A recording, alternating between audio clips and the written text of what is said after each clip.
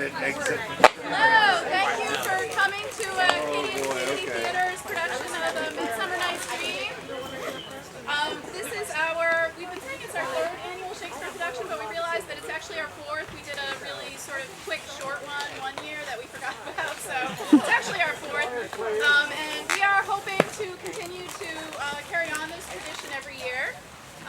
This year our production is under the direction of Casey Rush, who is the director of the theater director at the high school, and we've been lucky to work with him this year. He has some returning performers from when he directed this play about 20 years ago, so that's been exciting for all of us. We are a nonprofit organization, and our mission is to educate the community in the performing arts.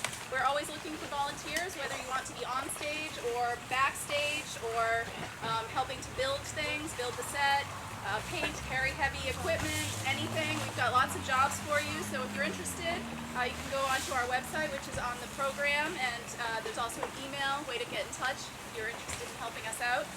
Our our Christmas show, auditions will be September 19th, and that is closed for, I always forget, is it Christmas or the holidays? The holidays. The holidays. Closed for the holidays. So September 19th will be auditions for that, and that's for all ages. And that will take place at the beginning of December. So because we are a nonprofit organization, we appreciate your donations. If you didn't have a chance to get over to the donation table and pick up a program, we will have a short intermission. And so you can head back there. There are also bathrooms over in that direction if you need them. And again, I thank you for coming. I hope you enjoy the show.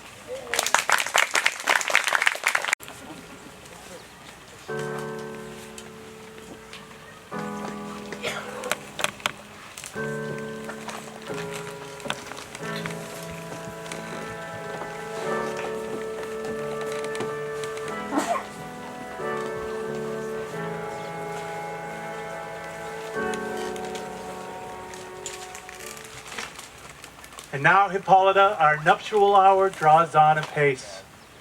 4 happy days bring in a new moon. But oh, methinks how slow the old moon wanes. It lingers my desires like to a stepdame or a dowager, long withering out a young man's revenue. 4 days will quickly steep themselves in nights. 4 nights will quickly dream away the time. And then the moon, like to a silver bow new bent in heaven, shall behold the night of our solemnities. Go, Philostrate! Stir the Athenian youth to merriment! Awake the pert and nimble spirit of youth! Turn melancholy out to funerals, that pale companion is not for our pomp. Hippolyta, I wooed thee with my sword, and won thy love doing the injuries, but I will wed thee in another key, with pomp, with triumph, and with revelry. Happy be Theseus, our renowned Duke. My thanks, good Aegis. What news with thee? Full of vexation come I, with complaint against my child, my daughter Hermia. Stand forth, Demetrius. My noble lord, this man hath my consent to marry her. Stand forth, Lysander. And my gracious Duke, this man hath bewitched the bosom of my child. Thou, Lysander, thou hast given her rhymes and interchanged love tokens with my child. Thou hast by moonlight at her window sung with feigning voice verses of feigning love, and stolen the impression of her fantasy with bracelets of thy hair, rings, gauds, conceits, knacks, trifles, nosegays, sweetmeats, messengers of strong prevailment and unhardened youth. With cunning hast thou filched my daughter's heart, and turned her obedience, which is due to me, to stubborn harshness.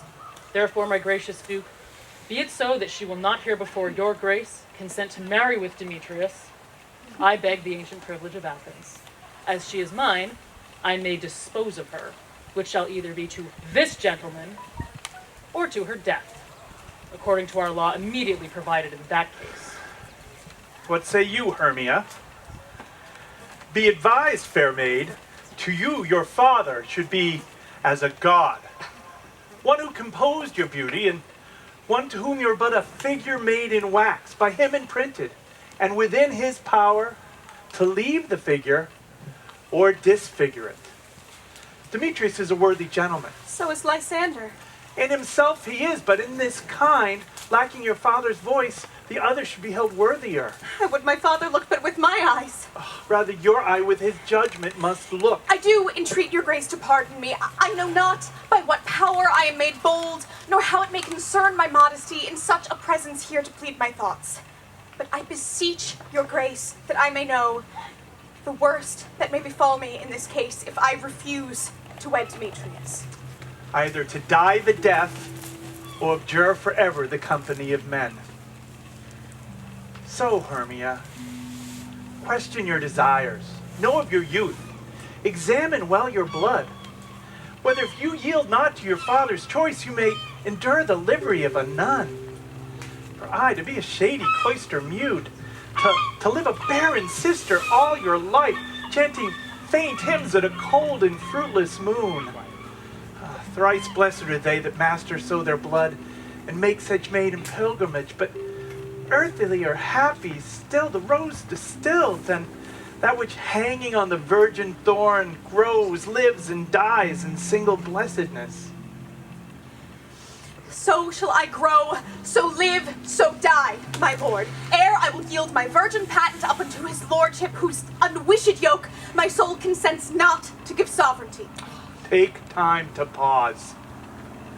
For by the next new moon, the sealing day betwixt my love and me for bond of lifelong fellowship, on that day be prepared to die for disobedience to your father's will, or else wed Demetrius as he would, or on Diana's altar in protest for austerity in a single life. Relent, sweet Hermia, and Lysander, you thy crazy title to my certain right. You have her father's love, Demetrius. Let me have Hermia's. Do you marry him? Scornful Lysander. True, he hath my love, and what is mine, my love shall render him. And she is mine, and all my right of her I therefore estate unto Demetrius. Oh, but I am my lord, as well derived as he. What's more, my love, it's more than his. My fortunes in every way is fairly ranked, if not with vantage as to Demetrius. But what's more, I've won the love of beauteous Hermia.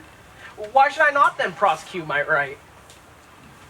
Demetrius, I'll vouch to his head, made love to Nader's daughter Helena and won her soul, and she, sweet lady, devoutly dotes in idolatry upon this spotted and inconstant man. I must confess I had heard so much, and with Demetrius thought to speak thereof, but being overfilled of self-affairs, my mind did lose it. But come, Demetrius, and come, Aegis, I have some private schooling for you both. Hermia, look to arm yourself to suit your fancies to your father's will, or else the law of Athens will yield you up, which I by no means may extenuate, to death or the single life. Come, Hermia, Hippolyta.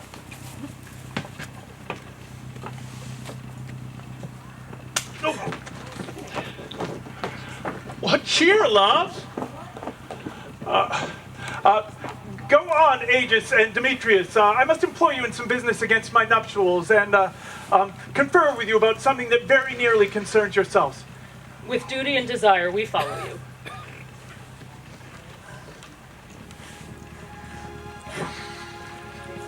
How now, my love? Why is your cheek so pale? How chance do the roses there fade so fast? Like for want of rain, which I could well beteem them from the tempest of my eyes. Ah, me. Without that I could ever hear or read, tell by tale or history. Of course, a true love never did run smooth, or else it was different in blood. Oh, cross, too high to be enthralled to low. Or else misgrafted in respect to Oh, years. spite, too old to be engaged to young. Or if it stood upon the choice of friends. Oh, hell, to choose love by another's eyes. Or if there was sympathy in choice. If war, death, or sickness could lay siege to it, make it swift as a shadow, momentary as a sound, brief as a lightning in a cauled night. That in a spleen both heaven and earth could unfold, and man hath the chance to say, behold, before the jaws of darkness do swallow it up. So quickly do bright things come to confusion. If then true lovers have ever crossed, then it stands as an edict in destiny. Then let us teach our trial patience, because it is a customary cross, as due to love as thoughts and dreams and sighs, wishes and tears, poor fancy's followers. What good persuasion, my love. Therefore hear me. I have a widowed aunt, a dowager of great revenue, and she hath no child. From her home, Athens remote 7 leagues. She regards me as her only son. There, gentle Hermia, may I marry thee, and to the place where sharp Athenian law cannot pursue us. If thou truly lovest me, steal forth thy father's house tomorrow night, and meet me in the woods, a league without a town, where I did meet thee once with Helena to do observance to the morn of May. There I will truly wait for thee. My good Lysander, I swear to thee by Cupid's strongest bow, by his best arrow with the golden head, by the simplicity of Venus' doves, by that which knitteth souls and prospers loves, and by that fire which burned the Carthage queen when Trojan under false sail was seen, by all the vows that ever men have broke, in number more than ever women spoke. In that same place thou hast appointed me, tomorrow truly will I meet with thee. Keep promise, love. Oh, look, here comes Helena. Godspeed, fair Helena, whither away? Call you me fair? That fair again unsay. Demetrius loves your fair. Oh, happy fair. Your eyes are lodestars, and your tongue sweet air, more tunable than lark to shepherd's ear when wheat is green, when hawthorn buds appear. Sickness is catching. Oh, were favor so, yours would I catch, fair Hermia, ere I go. My ear should catch your voice, my eye your eye, my tongue should catch your tongue's sweet melody. Were the world mine, Demetrius being baited, the rest I'd give to be to you translated. Oh, teach me how you look, and with what art you sway the motion of Demetrius' heart. I frown upon him, yet he loves me still. Oh, that your frowns could teach my smiles such skill. I give him curses, yet he gives me love. Oh, that my prayers could such affection move. The more I hate, the more he follows me. The more I love, the more he hateth me. His folly, Helena, is no fault of mine. None but your beauty. Would that fault were mine. Take comfort, he no more shall see my face. Lysander and myself shall fly this place. Before the time I did Lysander see, seemed Athens as a paradise to me. Oh, then what graces in my love do dwell, that he has turned a heaven unto a hell. Helen, to our minds we unfold. Tomorrow night when Phoebe doth behold her silver visage in the watery glass, decking liquid pearls of bladed grass, at a time where lovers doth conceal, from Athens' gate we have devised to steal. And in the wood, where often you and I, upon faint primrose beds were wont to lie, emptying our bosoms of their counsel sweet, there my Lysander and myself shall meet, and thence from Athens turn away our eyes to seek new friends in stranger companies. Oh, farewell, sweet playfellow, pray thou for us, and good luck grant thee thy Demetrius. What? Keep word, Lysander, we must starve our sight from lovers' food till morrow deep midnight.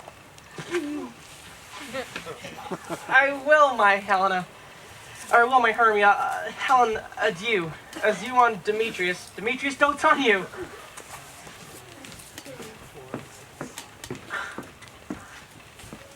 How happy some or others some can be. Through Athens I am thought as fair as she, but what of that?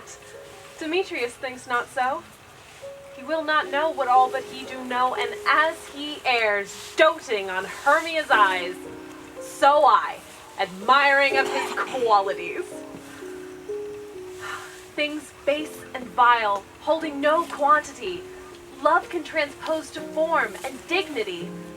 Love looks not with the eyes, but with the mind. Therefore is winged Cupid painted blind. Nor hath love's mind of any judgment taste, wings and no eyes, figure unheedy haste, and therefore is love said to be a child. Because in choice he is so oft beguiled. As waggish boys in game themselves forswear, so the boy love is perjured everywhere. For ere Demetrius looked on Hermia's eyne, he hailed down oaths that he was only mine. And when this hailsome heat from Hermia felt, so he dissolved, and showers of oaths did melt. I will go tell him of fair Hermia's flight. Then to the wood he will tomorrow night pursue her, and for this intelligence, if I have thanks, it is a dear expense. But here in mean I to enrich my pain, to have his sight thither and back again.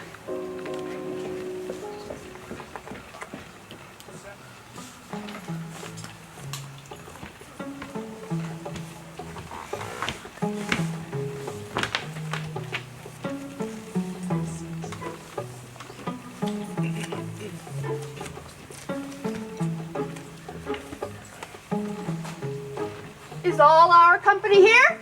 You're best to call them generally, man by man, according to the script. Here is the scroll of every man's name, which is thought fit through all of Athens, able to play at our interlude before the Duke and Duchess on his wedding day at night. First, good Petroquince, say what the play treats on, then read the names of the actors, and so grow to a point. Marry, our play is the most lamentable comedy and most cruel death of Pyramus and Thisbe. A very good piece of work, I assure you, and a merry. Now, good Petroquince, call forth your actors by the scroll. Masters, spread yourselves. Nick Bottom, the Weaver. Ready? Name what part I am for and proceed. You, Nick Bottom, are set down for Pyramus. What is Pyramus, a lover or a tyrant? A lover that kills himself most gallantly for love. That will ask some tears in the true performing of it. If I do it, let the audience look to their eyes. I will move storms. I will condole in some measure. To the rest. Francis Flute, the Yet, fellow... my chief humor is for a tyrant. I could play Hercules rarely, or a part to tear a cat in, to make all split. The raging rocks and shivering shocks shall break the locks of prison gates, and Phoebus' car shall shine from far, and make and mar the foolish a fates.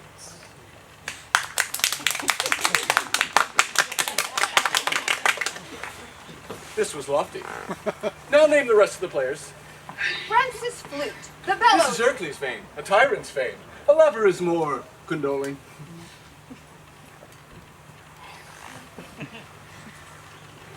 Francis Flute, the bellows mender. Here, Petroquince.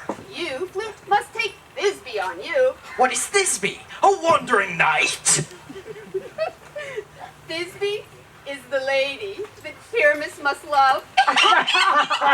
Nay, say, let not me play one, for I have a beard coming. Try what you will. You may me play it in a mass and speak as smooth as you want. And I may hide my face. Let me play Thisbe too. I'll speak in a monstrous little voice. Thisbe, oh Pyramus, my lover dear, thy Thisbe dear and lady dear.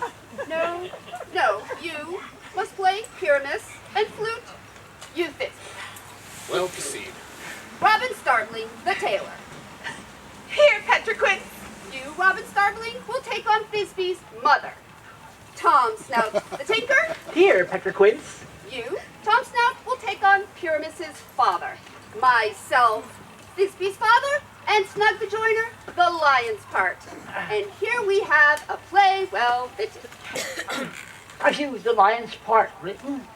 If it be so, give it me, for I am slow of study. You may do it extempore, for it is nothing but roaring. Let me play the lion too. I will roar that I will do any man's heart good to hear me. I will roar that I will make the Duke say, let him roar again. Let him roar again. And you should do it too terribly. You would fright the Duchess and the ladies, and that would be enough to hang us all. That would hang us, every mother's son. I grant you, friends, that if you should fright the ladies out of their wits, they would have no more discretion but to hang us. But I will aggravate my voice, so that I will roar you as gently as any sucking dove. I will roar you, and 'twere any nightingale. No. You will play no part but Pyramus. Pyramus is a sweet-faced man, a proper man, as one shall say on a sunny day. Therefore, you must needs play Pyramus. Well, I will undertake it. What beard were I best to play it in? Why, what you will. I will discharge it in either your straw-colored beard, your orange tawny beard, your purple ingrain beard, or your French crown color beard, your perfect yellow. Some of your French crowns have no hair at all. Then you shall play it barefaced.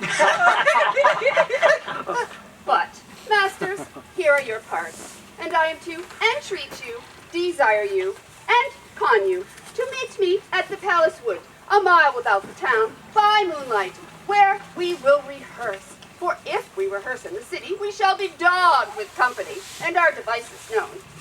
In the meantime, I will draw up a bill of properties, such as our play wants. I pray you, fail me not.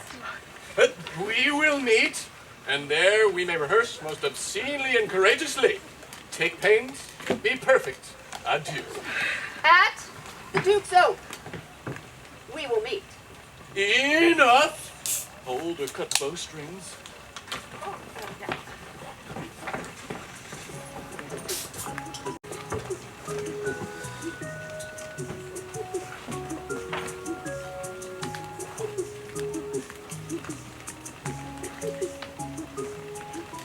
How now, spirit? Whither wander you? Over hill, over dale, thorough bush, thorough briar, over park, over pale, thorough flood, and thorough fire. We do wander everywhere, swifter than the moon's sphere, and we serve the fairy queen to do her orbs upon the green. The cowslips tall her pensioners be, in their gold coat spots you see, those be rubies, fairy favors, in those freckles live their savors. We must go and seek some dewdrops here, and hang a pearl in every cowslip's ear.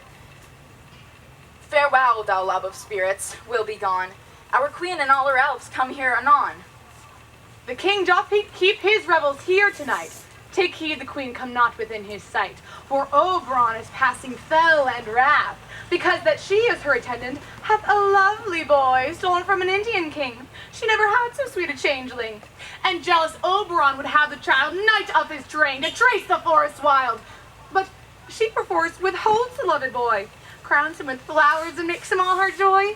And now they never meet in grove or green, by fountain clear or spangled starlight sheen. But they do swear that all their elves creep into acorn cups and hide them there. Either I mistake your shape and making quite, or else you're that shrewd and knavish sprite called Robin Goodfellow. Are you not he that frights the maidens in the villagery, skim milk and sometimes labor in the corn, and bootless make the breathless housewife turn, and sometime make the drink to bear no barm, mislead night wanderers laughing at their harm? Those that hobgoblin call you, and sweet Puck, you do their work, and they shall have good luck. Are you not he? Thou speak'st aright. I am that merry wanderer of the night. I jest to Oberon and make him smile, when I, a fat and bean-fed horse beguile, neighing in likeness of a filly foal, and sometime look I, in a gossip's bowl, in the very likeness of a roasted crab, and when she drinks against her lips I bob, and down her with her dewlap pour the ale. The wisest oft, telling this saddest tale, sometime for 3-foot stool mistaketh me. Then slip I from her bum, down topples she, Taylor cries and falls into a cough. Then the whole choir hold their hips and laugh, and wax in their mirth, and knees and swear. A merrier hour was never wasted there. But room fairy, here comes Oberon. And here my mistress, would that he were gone.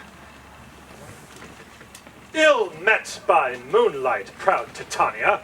What? Jealous Oberon? Fairy, skip hence. I have forsworn his bed and company. Tarry, rash wanton! Am not I thy lord? Then I must be thy lady. But I know when thou hast stolen away from fairyland, and in the shape of Corin sat all day, playing on pipes of corn and versing love to amorous Phillida. Why art thou here, come from the farthest steep of India, but that, forsooth, the bouncing Amazon, your buskined mistress and warrior love, to Theseus must be wedded, and you come to give their bed joy and prosperity. How canst thou thus for shame, Titania, glance at my credit with Hippolyta, knowing that I know thy love to Theseus? Didst thou not lead him through the glimmering light from Perigenia, whom he ravished? And make him with fair Egil break his faith with Ariadne and Antiopa.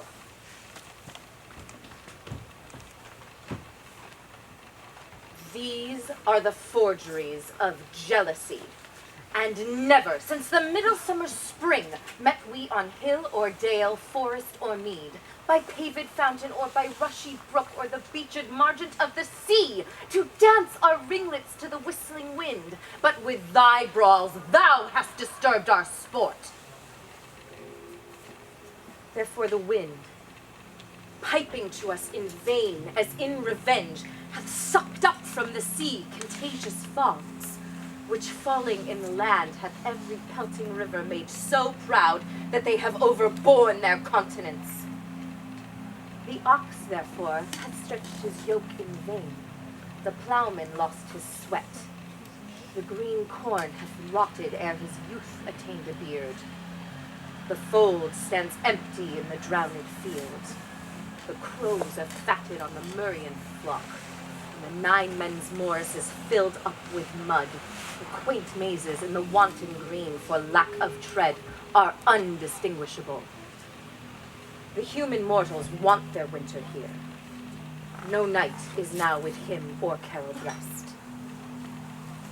Therefore the moon, the governess of floods, pale in her anger, washes all the air that rheumatic diseases do abound.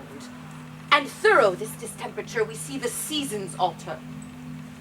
Hoary-headed frosts fall in the fresh lap of the crimson rose, and on old Hyam's thin and icy crown, an odorous chaplet of sweet summer buds is as in mockery set. The spring, the summer, childing autumn, angry winter change their wonted liveries, and the mazed world by their increase knows not which is which. And it is this same progeny of evils that comes from our debate, from our dissension. We are their parents, and original.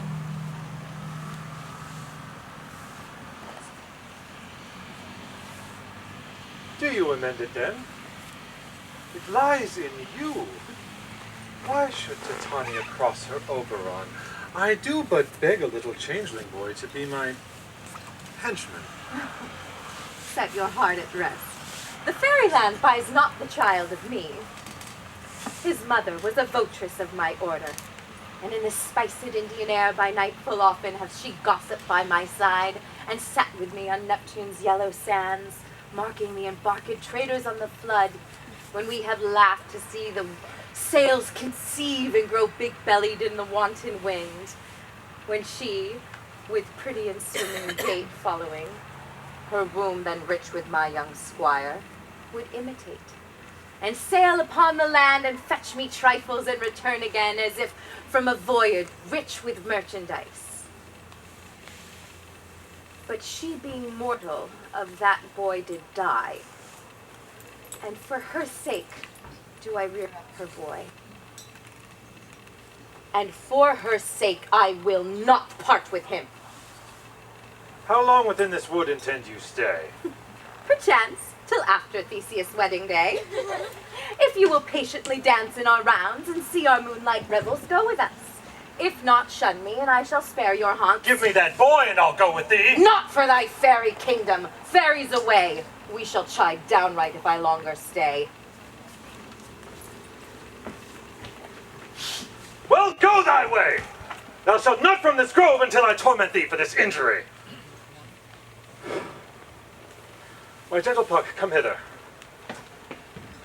Thou rememberest, since once I sat upon a promontory, and heard a mermaid on a dolphin's back uttering such dulcet and harmonious breath that the rude sea grew civil in her song, and certain stars shot madly from their spheres to hear the sea maid's music? I remember. That very time I saw, but thou couldst not, flying between the cold moon and the earth, Cupid, all armed. A certain aim he took at a fair vestal, thrown it by the west, and loosed his love shaft smartly from his bow, as it might pierce 100,000 hearts. That I might see young Cupid's fiery shaft quenched in the chaste beams of the watery moon, and the imperial votaress passed on in maiden meditation, fancy-free. But, marked I, where the bolt of Cupid fell, it fell upon a little western flower, before milk white, now purple with love's wound, and maidens call it love in idleness. Fetch me that flower. The herb I showed thee once, the juice of it on sleeping eyelids laid, will make a man or woman madly dote upon the next live creature that it sees. Fetch me this herb, and be thou here again ere the Leviathan can swim a league. I'll put a girdle round about the earth in 40 minutes. Having once this juice, I'll watch Titania while she is asleep, and drop the liquor of it in her eyes. The next thing she waking looks upon, be it on lion or wolf, or bear or bull, on meddling monkey or on busy ape, she shall pursue it with the soul of love. And ere I take this charm from off her sight, as I can take it with another herb, I'll make her render up her page to me. I love thee not, therefore pursue me not. But who comes here? I am invisible, and I will overhear their conference. Where's Lysander and fair Hermia? The one I'll say that slayeth me. Thou told me they were stolen into this wood, and here I am in wood within this wood, because I cannot meet with fair Hermia. Hence, get thee gone and follow me no more. You draw me, you hard-hearted adamant, but yet you draw not iron, for my heart is true as steel. Leave you your power to draw, and I shall have no power to follow you. Do I entice you? Do I speak you fair? Or rather do I not in plainest truth tell you I do not nor cannot love you? And even for that, do I love you the more? I am your spaniel, and Demetrius, the more you beat me, I will fawn on you. Use me but as your spaniel, spurn me, strike me, neglect me, lose me, only give me leave, unworthy as I am, to follow you. What worser place can I beg in your love, and yet a place of high respect with me, than to be used as you use your dog? Tempt not too much the hatred of my spirit, for I am sick when I do look on thee. And I am sick when I look not on thee. You do impeach your modesty too much, to commit yourselves into the hands of one that loves you not, to trust the opportunity of night and the ill counsel of a desert place with the rich worth of your virginity. Your virtue is my privilege for that. It is not night when I do see your face, therefore I think I am not in the night, nor doth this wood like worlds of company for you. In my respect are all the world. Then how can it be said I am alone when all the world is here to look on me? I'll run from thee and hide me in the brakes and leave thee to the mercy of a wild beast. The wildest hath not such a heart as you. Run where you will, the story shall be changed. Apollo flies, and Daphne holds the chase. The dove pursues the griffin. The mild hind makes speed to catch the tiger. Bootless speed where cowardice pursues and valor flies. I'll not stay thy questions. Let me go. For if thou follow me, do not believe I shall do thee mischief in the wood. I in the temple, the town, the field, you do me mischief. Fie, Demetrius. Your wrongs do set a scandal on my sex. We cannot fight for love as men may do. We should be wooed, and we're not made to woo. I'll follow thee, and make a heaven of hell, to die upon the hand I love so well. Fare thee well, nymph. Ere he do leave this grove, thou shalt fly him, and he shall seek thy love. Hast thou the flower there? Welcome, wanderer. Aye, there it is. I pray thee, give it me. I know a bank whereon the wild thyme blows, where oxlips and the nodding violet grows, quite over-canopied with luscious woodbine, with sweet musk roses and with eglantine. There sleeps Titania some time of the night, lulled in these flowers with dances and delight. And there the snake throws her enameled skin, weed wide enough to wrap a fairy in. And with the juice of this, I'll streak her eyes and make her full of hateful fantasies. Take thou some of it, and seek through this grove. A sweet Athenian lady is in love with a disdainful youth. Anoint his eyes, but do it when the next thing he espies may be the lady. Thou shalt know the man by the Athenian garments he hath on. Affect it with some care, as he may prove more fond on her than she upon her love. And look thou meet me here again ere the first cock crow. Fear not, my lord. Your servant shall do so.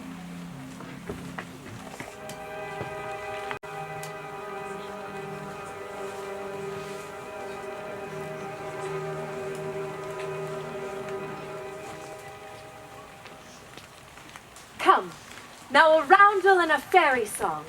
Then, for the third part of a minute hence, some to kill cankers in the musk rose buds, some to war with rear mice for their leathern wings to make my small elves coats, and some to keep back the clamorous owl that nightly hoots and wonders at our quaint spirits.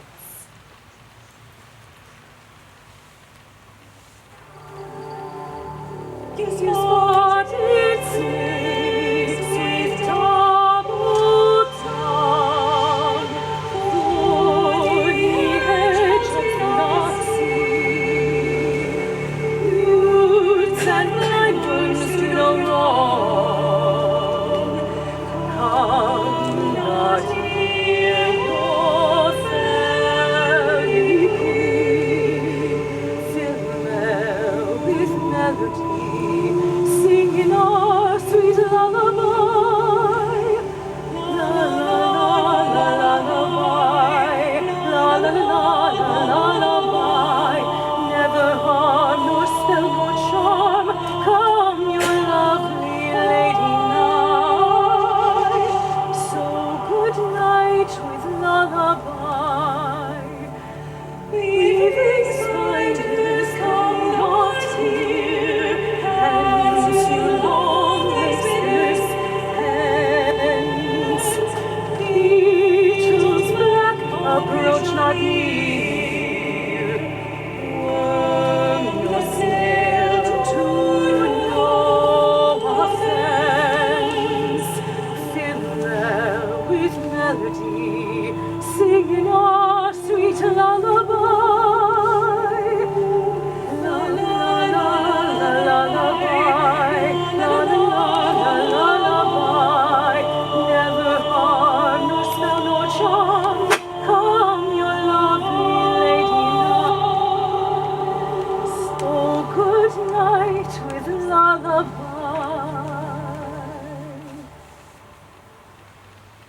Now, to your offices, and let me rest.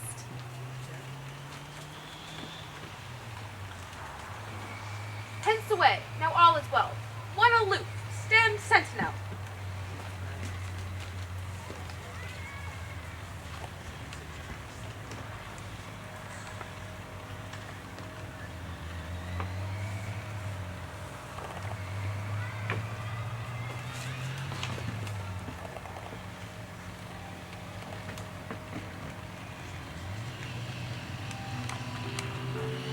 What thou seest when thou doth wake, do it for thy true love take.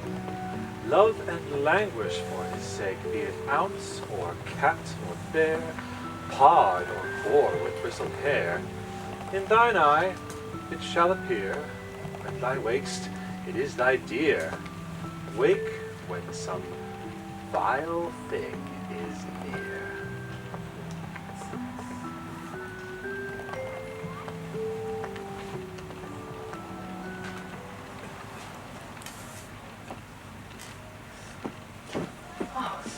Fair love, you faint while wandering through the woods. And to speak truth, I seem to have forgotten our way. Oh, we'll rest us here, gentle Hermia, and carry on with the comfort of the day. Be it so, Lysander. Find you out of bed, for I upon this bank shall rest my head. This turf shall serve as a pillow for us both. One heart, two bosoms, one bed, and one troth. Nay, good Lysander, for my sake, my dear, lie further off yet. Do not lie so near. Oh, take these scents, sweet of my innocence. Oh, love's meaning is open to love's conference. What I mean is my heart unto yours is knit, so that one heart we can make of it. Two bosoms interchained in an oath, so to two bosoms a single troth.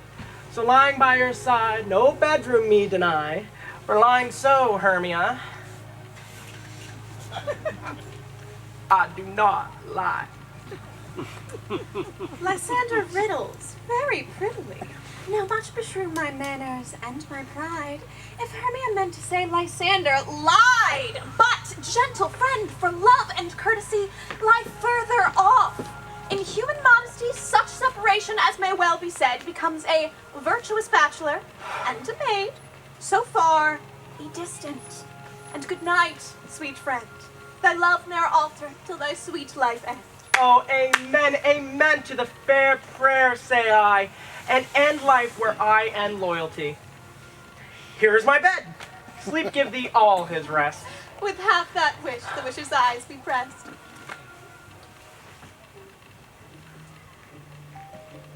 Through the forest have I gone, but Athenian found I none, on whose eyes I might approve this flower's force in stirring love. Night and silence. Who is here? Weeds of Athens he doth wear. This is he, my master said, despiseth the Athenian maid.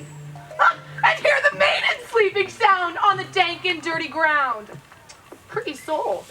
She durst not lie near this black love, this kill courtesy. Churl, upon thy eyes I do throw all the power this charm doth owe. When thou wakes, let love forbid sleep his seat on thy eyelid. So, awake when I am gone, for I must now to Oberon.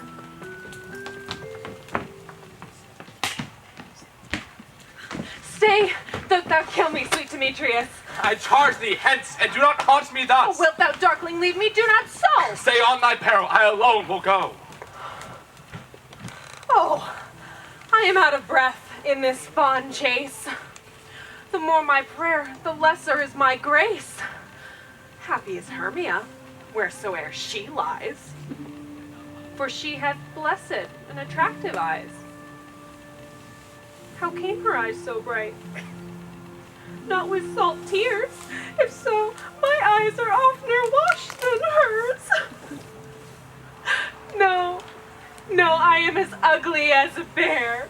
For beasts that meet me run away for fear. Therefore no marvel though Demetrius do as a monster fly my presence thus. What wicked and dissembling glass of mine make me compare with Hermia's fiery eyne? But who is here? Lysander on the ground, dead, or asleep.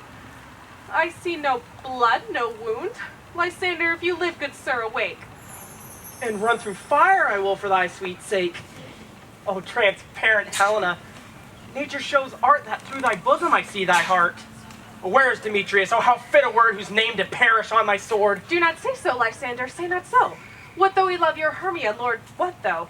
Yet Hermia loves you, then be content. Oh, content with Hermia? No, I do repent the tedious moments with her that I have spent. Not with Hermia, but with Helena I love. Why, who would not trade a raven for a dove? The will of a man is by his reason swayed, and reason states that you are the worthier maid. Things growing are not ripe until their season, so I, being young now, still not ripe to reason, but reaching the mastery of human skill, reason becomes a marshal to my will, and leads me to your eyes where I overlook love's stories and love's richest books. Wherefore was I to this keen mockery born? Ow! When at your hands did I deserve this scorn? It's not enough. It's not enough, young man, that I did never know, nor never can deserve a sweet look from Demetrius' eye, but you must flout my insufficiency? Good troth you do me wrong, good sooth you do, in such disdainful manner, me to woo. But fare ye well, perforce I must confess, I thought you lord of more true gentleness. Oh, that a lady of one man refused should of another therefore be abused.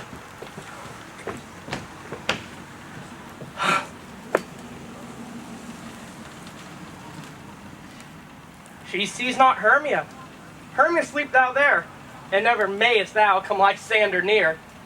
For as a surfeit to the sweetest things, the deepest loathing to the stomach brings, or as the heresies that all men do leave, hated most of all by those they do deceive. So now my surfeit, my heresy, hated by all, but most of me. But using all my power and my might, I will honor Helen and be her knight.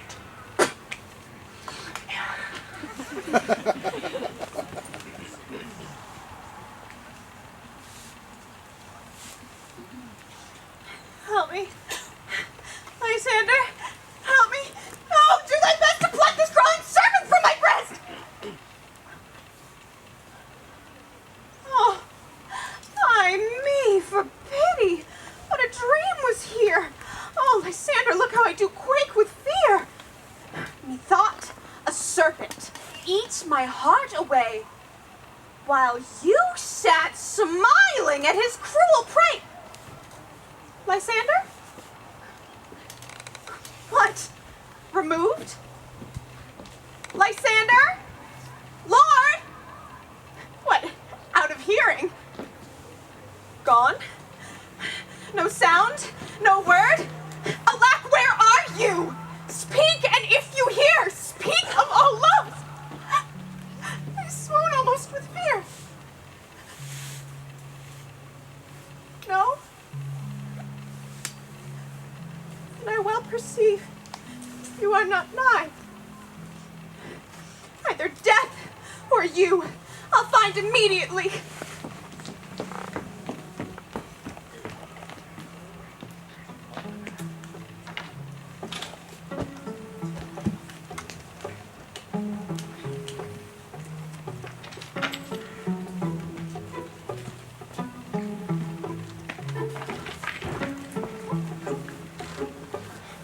Are we all met?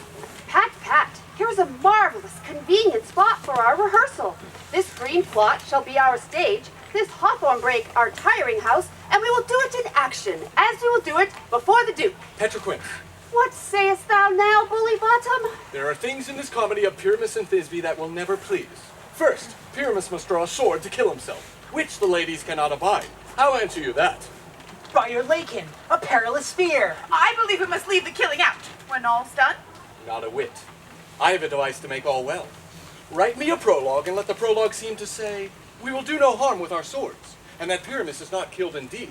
And, for the more better assurance, tell them that I, Pyramus, am not Pyramus, but Bottom the Weaver. This will put them out of fear. Well, we shall have such a prologue. It shall be written in 8 and 6. No. Make it 2 more. Let it be written in 8 and 8.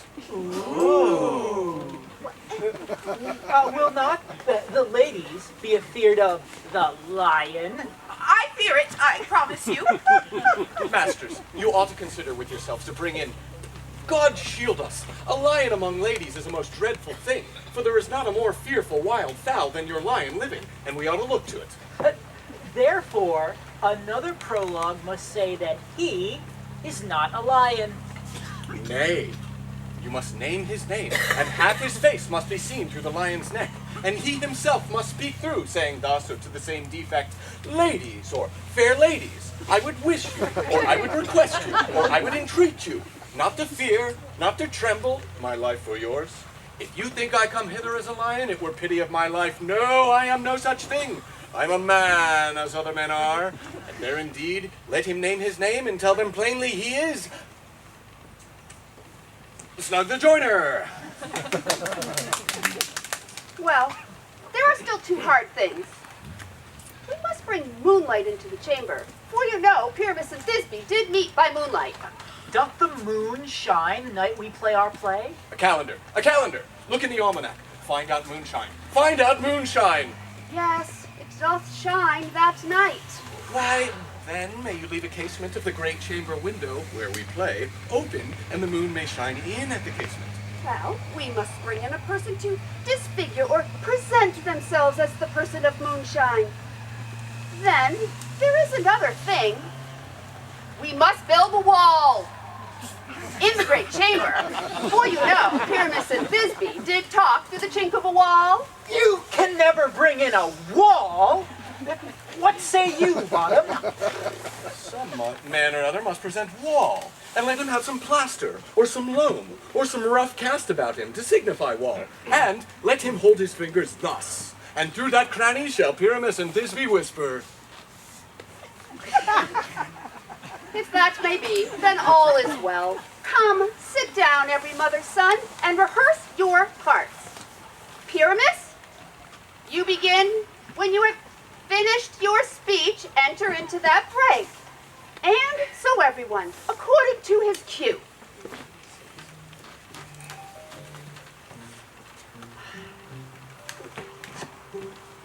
What hempen homespuns have we swaggering here? So near the cradle of the fairy queen. What? A play toward? I'll be an auditor. An actor too, perhaps, if I see cause. Pyramus, speak. Thisbe, stand forth. Thisbe, the flowers of odious savor sweet. Odors, odors, Odors savor sweet, and so hath thy breath, my dearest Thisbe dear. But hark, a voice. Stay thou but here a while, and by I will to thee appear. A stranger Pyramus that ever played here. Must I speak now? Oh, Mary, must you? For you must understand, he goes but to see a noise that he has heard, and then is to come again. Most radiant Pyramus, most lily white of hue, the color like red rose, most triumphant briar, most brisky juvenile, and eke most lovely Jew, as true as horse, that yet would never tire, meet thee Pyramus at Ninny's too. Ninus to men, and you must not speak that yet, that you speak to Pyramus. You say all of your part at once, cues and all. Pyramus, enter, you have missed your cue. It is never tire. Oh. As true horse, that yet would never tire. If I were fair, Thisbe, I were only thine. Oh, courageous, oh, heavenly, oh, pray, masters, fly, masters, help!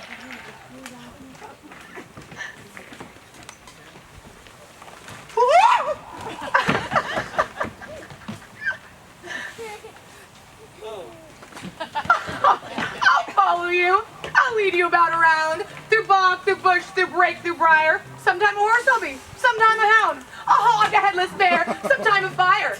And neigh and bark and grunch and roar and burn. Like horse, hound, hog, bear, fire at every turn. Why do they run away? This is a knavery of them to make me afeard. Oh, bottom. No, but thou art changed. What do I see on thee? What do you see? You see an ass head of your own, do ya?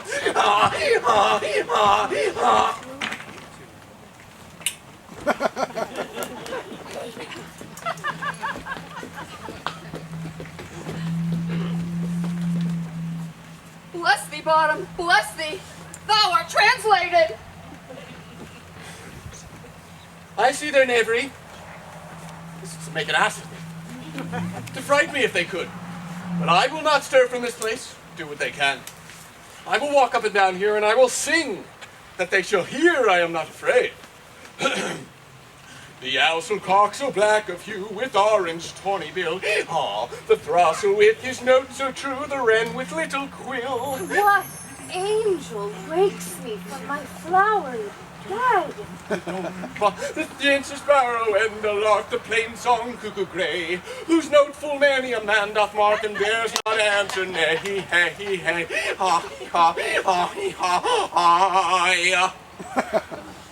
For indeed, who would set his wit to so foolish a bird? Who would give a bird the lie, though he cry cuckoo never so? I pray thee, gentle mortal, sing again. My ear is much enamored to my note, as is mine eye enthralled to thy form, and my fair virtue's force, her force upon first view, doth move me to say, to swear, I love thee. Methinks, mistress, you should have little reason for that. Yet to say the truth, reason and love keep little company together nowadays. The more the pity that some honest neighbors will not make them friends. Nay, I can gleek upon occasion. Thou art wise as thou art beautiful. Oh, not so, neither. But if I had wit enough to get out of this wood, I have enough to serve mine own turn. Out of this wood do not desire to go. Thou shalt remain here whether thou wilt or no. I am a spirit of no common rate. The summer still doth tend upon my state, and I do love thee. Therefore, go with me. I'll give thee fairies to attend on thee. They'll fetch thee jewels from the deep, and sing while thou on pressed flowers doth sleep. And I shall purge thy mortal grossness so thou shalt like an airy spirit go. Peas blossom, cobweb, moth, and mustard seed. Ready?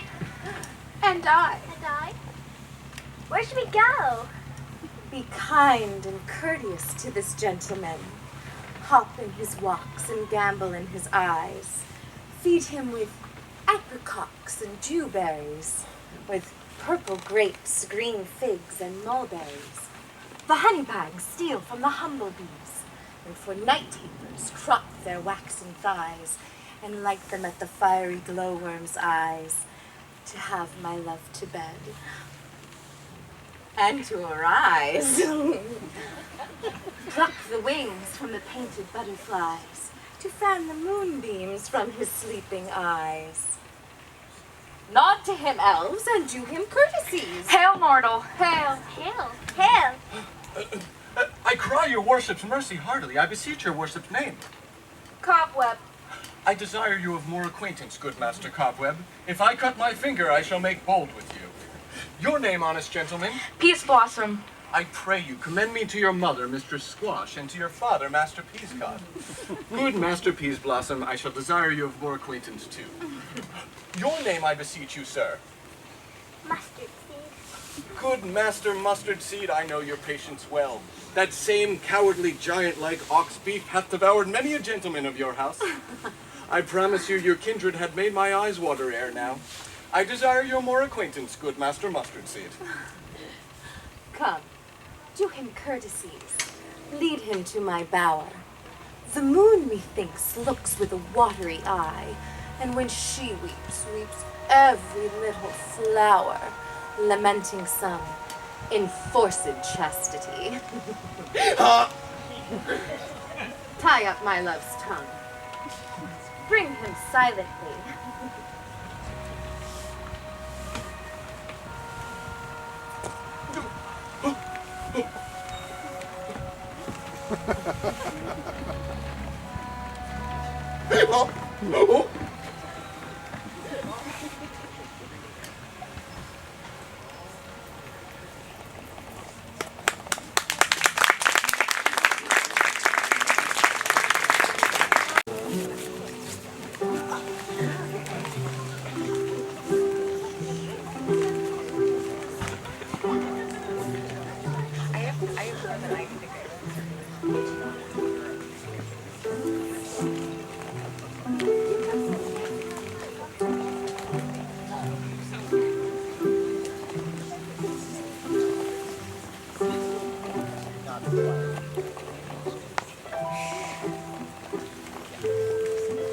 I wonder if Titania be awaked, and then what it was that next came in her eye, which she must now dote on in extremity. Here comes my messenger. How now, mad spirit? What night rule now about this haunted grove? My mistress, with a monster, is in love. Near to her close and consecrated bower, while she was in her dull and sleeping hours, a crew of patches, rude mechanicals, who work for bread upon Athenian stalls, were met together to rehearse a play intended for great Theseus' nuptial day. The shallowest thickskin of that barren sort who Pyramus presented in their sport, for Sucician entered in a break, when I did him at this advantage take, and ass's knoll I fix it on his head, anon his Thisbe must be answered, and forth my minute comes, when they him spy, as wild geese that the creeping fowler eye, or russet painted chops, many in sort, rising and cawing at the guns' report, sever themselves and madly sweep the sky. So at his sight away his fellows fly. And at our step here, o'er and o'er one falls. He murder cries and help from Athens calls. I led them on in this distracted fear, and left sweet Pyramus translated there. When, in that moment, so it came to pass, Titania waked, and straightway loved an ass. This falls out better than I could devise. But hast thou yet latched the Athenian's eyes with the love juice as I bid thee do? I took him while he was sleeping. That is finished too. And the Athenian woman by his side, that when he waked, of course she must be eyed. Stand close, this is the same Athenian. This is the woman, but not this the man. Oh, why rebuke you him that loves you so? Lay breast so bitter on bitter foe. Now I but chide, but I should use thee worse, for thou, I fear, hast given me cause to curse. If thou hast slain Lysander in his sleep, being o'er shoes in blood, plunged plunged in the deep end. Kill me too! The sun was not so true unto the day as he to me. Would he have stolen away from sleeping Hermia? I'll believe as soon that this earth may be bored, and that the moon may through the center creep, and so displease her brother's noontide with the antipodes.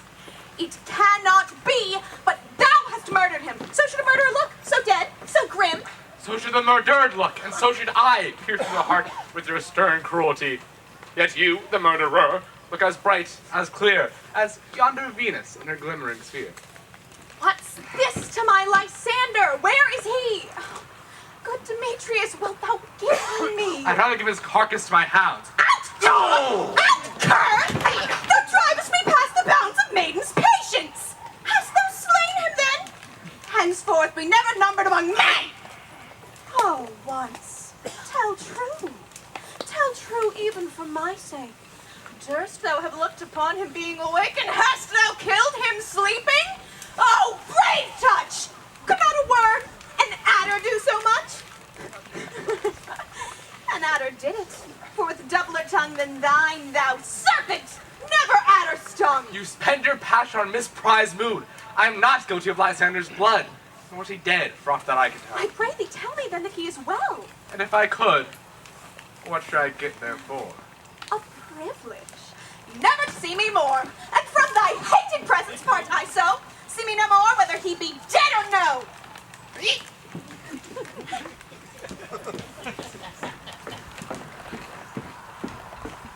There is no following her in this fierce vein.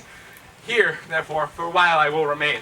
So sorrow's heaviness doth heavier grow, for debt that bankrupt sleep doth sorrow owe. Which in some slight measure it will pay, if for his tender here I make some stay. What hast thou done? Thou hast mistaken quite, and laid the love juice on some true love's sight. Of thy misprison must perforce ensue a true love turned and not a false turn true. Then one man holding troth a million fail, confounding oath on oath. About the wood go, swifter than the wind, and Helena of Athens look thou find. All fancy sick she is, and pale of cheer, with sighs that cost the fresh blood dear. By some illusion look thou bring her here. I'll charm his eyes against she do appear. I go. Look how I go. Swifter than arrow from the Tartar's bow.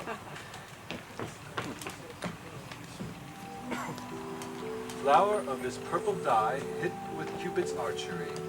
Sink in apple of his eye, that when his love he doth espy, let her shine as gloriously as the Venus of the sky. When thou wakest, if she be by, beg of her for a remedy.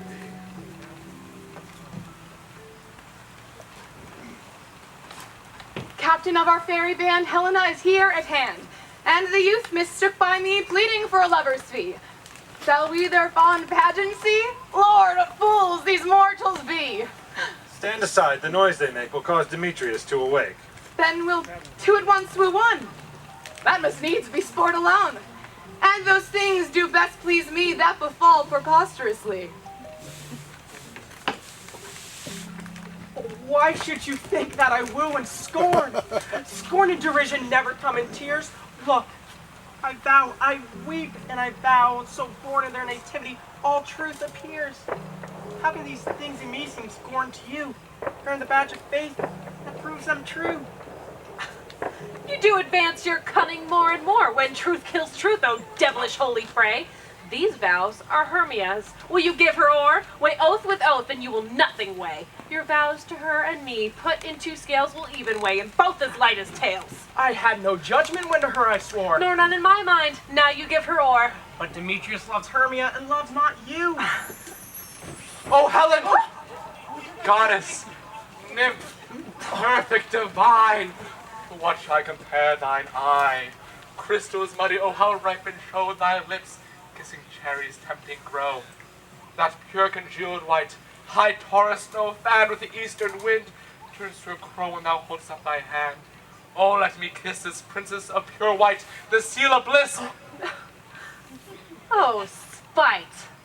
Oh, hell. I see you all are bent to set against me for your merriment. If you were civil and knew courtesy, you would not do me thus much injury. Can you not hate me, as I know you do? But you must join in souls to mock me too. If you were men, as men you are in show, you would not use a gentle lady so to vow and swear and superpraise my parts, when I know you hate me with your hearts. You both are rivals and love Hermia, and now both rivals to mock Helena. A trim exploit, a manly enterprise, to conjure tears up in a poor maid's eyes with your derision. None of noble sort would so offend a virgin and extort a poor soul's patience, all to make you sport. You are unkind, Demetrius. So be not so, for you love Hermia. This you know, I know. So here, all goodwill, with all my heart, in Hermia's love, I yield you up my part. And yours of Helena to me bequeath, whom I do love, and will until my death. Never did mockers waste more idle breath. Lysander, keep thy Hermia, I will none. If ever I loved her, that love is gone. My heart is but guess my sojourn. And now is it home to Helen, there to remain. Oh, Helen, it is not so. Disparage not the faith thou dost not know, lest in thy peril thou shalt buy it dear.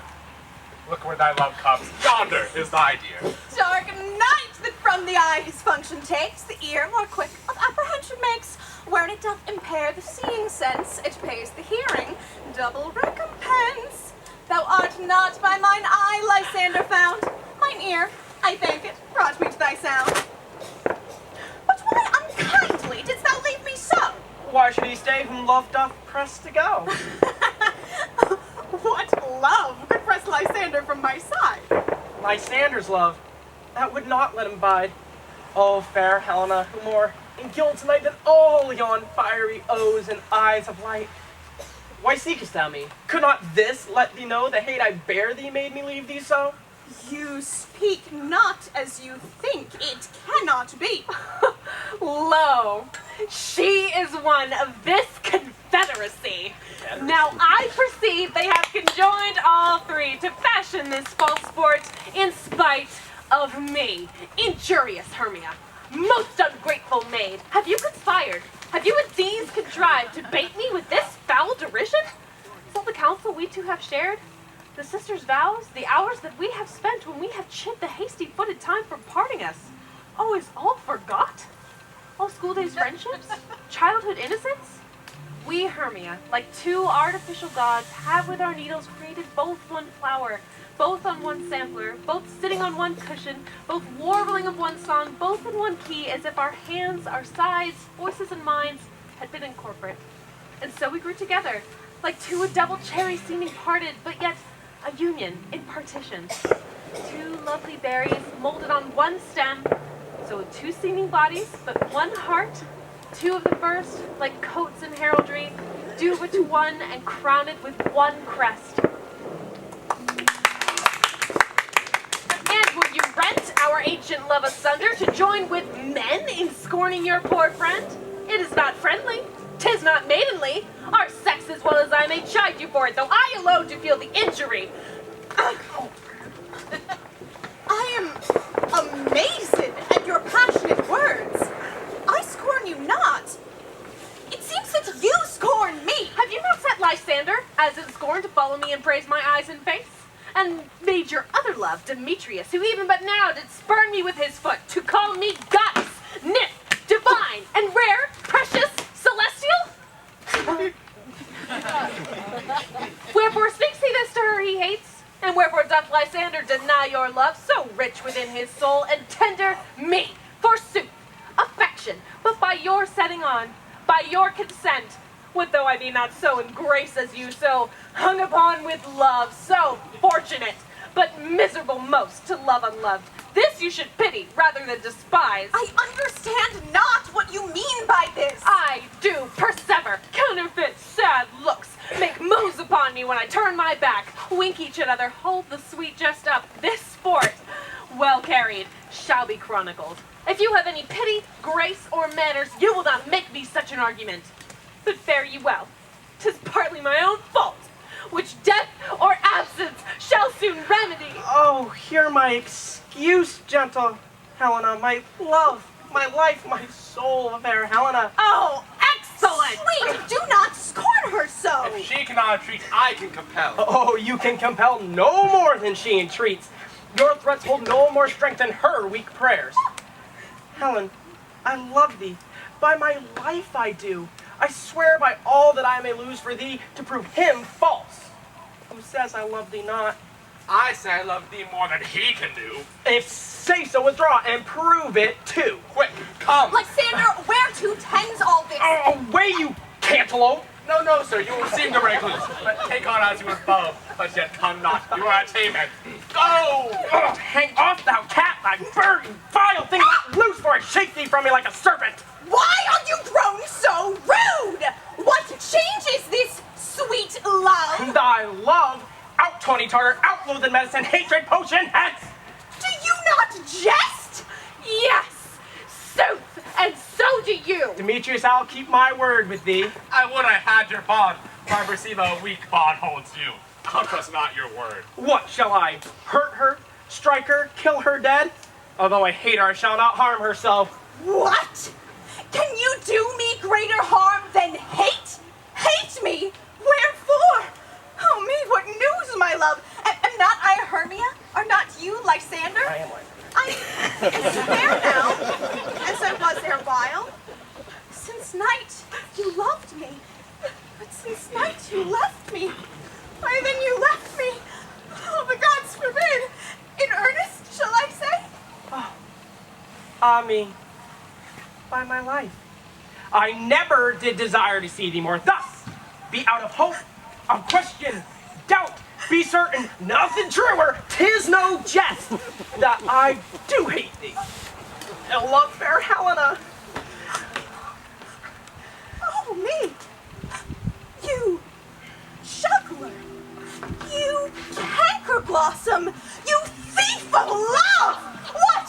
Have you come by night and stolen my love's heart from him? Fine. I'faith, have you no modesty, no maiden shame, no touch of bashfulness? What? Will you tear impatient answers from my gentle tongue?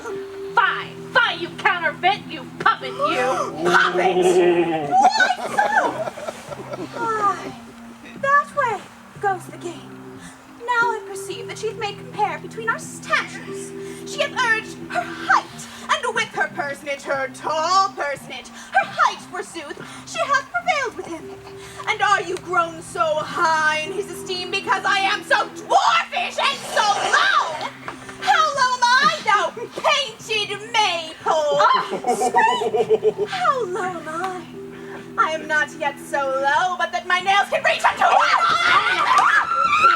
I pray you, gentlemen, though you mock me, let her not hurt me. I was never cursed. I have no gift at all in shrewishness. Let her not strike me. You perhaps may think, because she is something lower than myself, that I can match her. Lower part again! Oh, good Hermia, do not be so bitter with me. I evermore did love you, Hermia, did ever keep your counsels, never wronged you, save that in love unto Demetrius, I told him of your stealth unto this wood. See her! Shook me heads and threatened me to strike me, spurn me, nay, to kill me too, and now, so you will let me quiet go to Athens while I bear my folly back and follow you no further. Let me go. You see how simple and how fond I am. Why, get you gone! Who is it that hinders you? 'Tis a foolish heart that I leave here behind. What? With Lysander? With Demetrius. Fear not, gentle Hermia. She shall not harm me. No, sir, she shall not. Though you, take her part. Oh, when she's angry, she's keen and shrewd. She was a vixen when we went to school, and though she be but little, she is fierce. Little again! Nothing but low and little. Why will you suffer her to flout me thus? Let me come to her!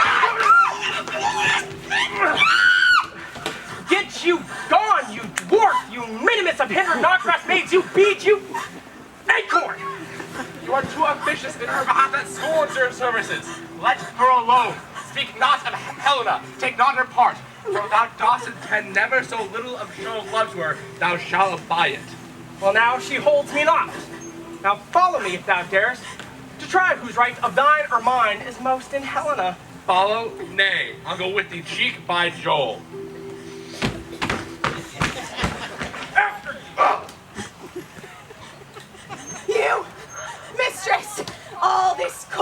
long if you... Nay! Go not back! I will not trust you. I no longer stay in your cursed company. Your hands and mine are quicker for a fray. My legs are longer, though, to run away.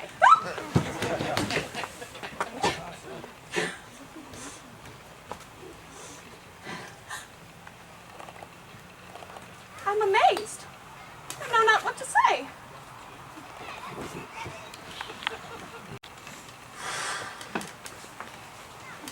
This is thy negligence. Still thou mistakest, else committest thy knaveries willfully. Believe me, King of Shadows, I mistook. Did not you tell me I should know the man by the Athenian garments he hath on? And so far blameless proves my enterprise, as I have anointed an Athenian's eyes.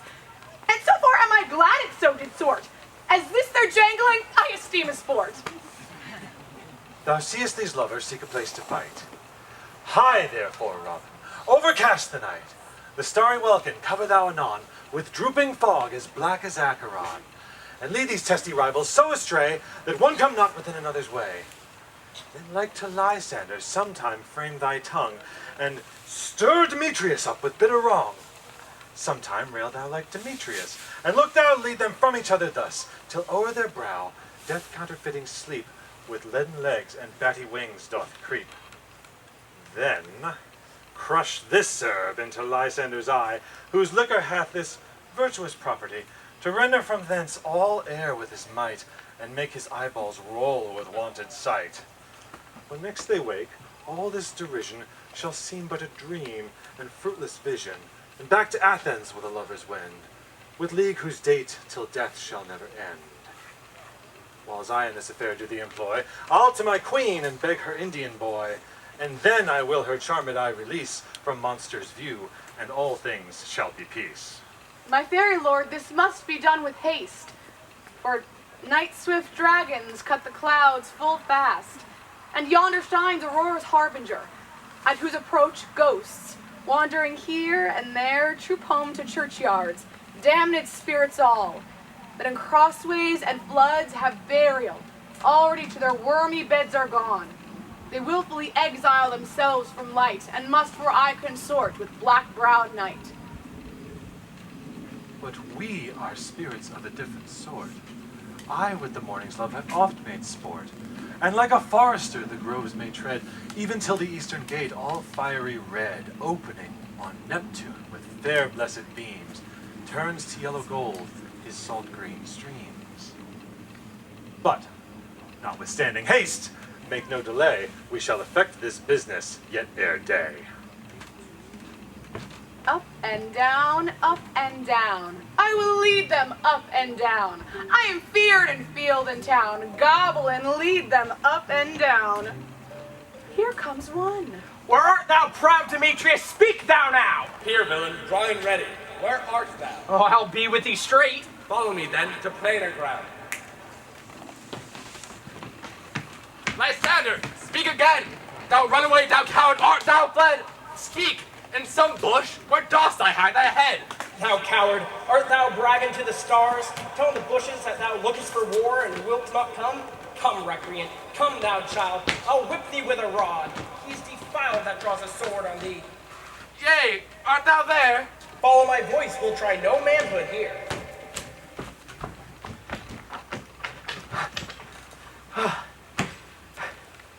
He goes on before me, and yet still dares me on. Where I come where he calls, and he is gone. The villain is much lighter heeled than I. The faster I do follow, the faster he does fly. Taken, I am in a dark, uneven way.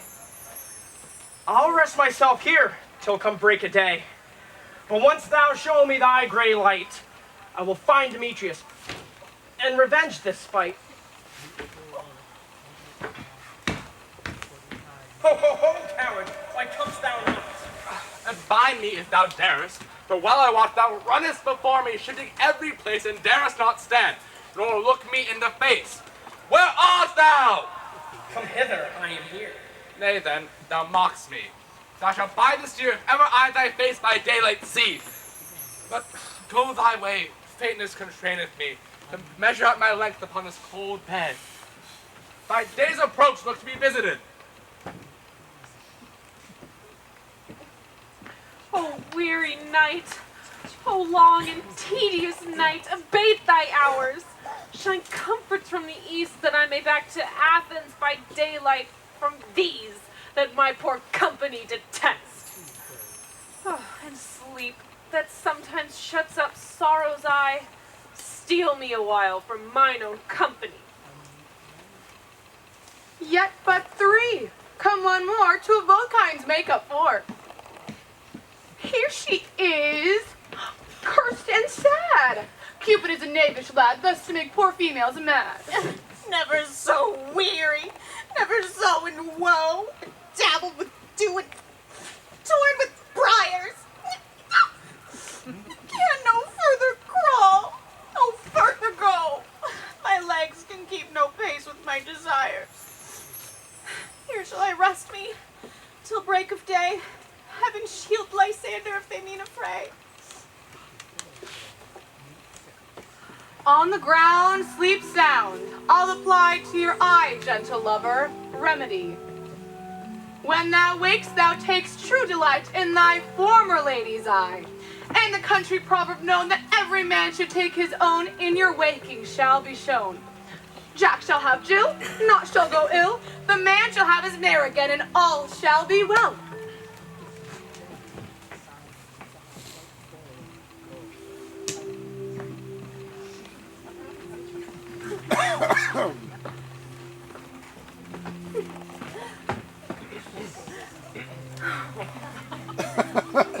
Come, sit thee down upon this flowery bed, while I thy amiable cheeks do coy, and stick musk roses in thy sleek, smooth head, and kiss thy fair, large ears, my gentle joy.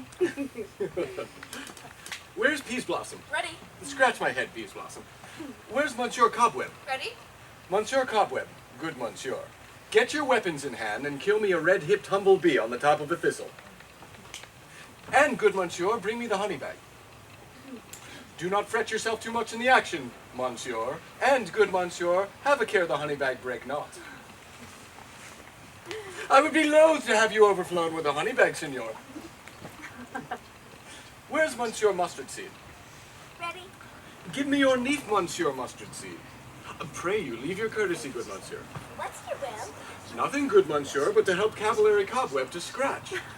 I muster the barbers, monsieur, for methinks I am marvelous hairy about the face. And I am such a tender ass, if my hair do but tickle me, I must scratch. What? Wilt thou hear some poetry, sweet love? I have a reasonable good ear in poetry. Let's have the imes and the rhymes.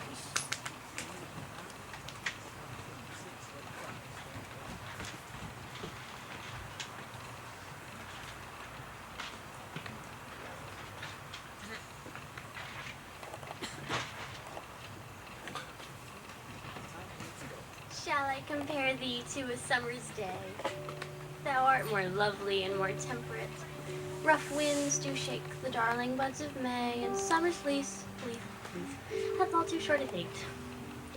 Sometime too hot the eye of heaven shines, and often is his gold complexion dimmed, and every fair from fair sometime declines, by chance or nature's changing course untrimmed. But thy eternal summers shall not fade, nor lose possession of that fair thou owest, nor shall death brag thou wanderest in his shade, when in eternal lines to time thou growest. So long as men can breathe or eyes can see, so long lives this, and this gives life to thee.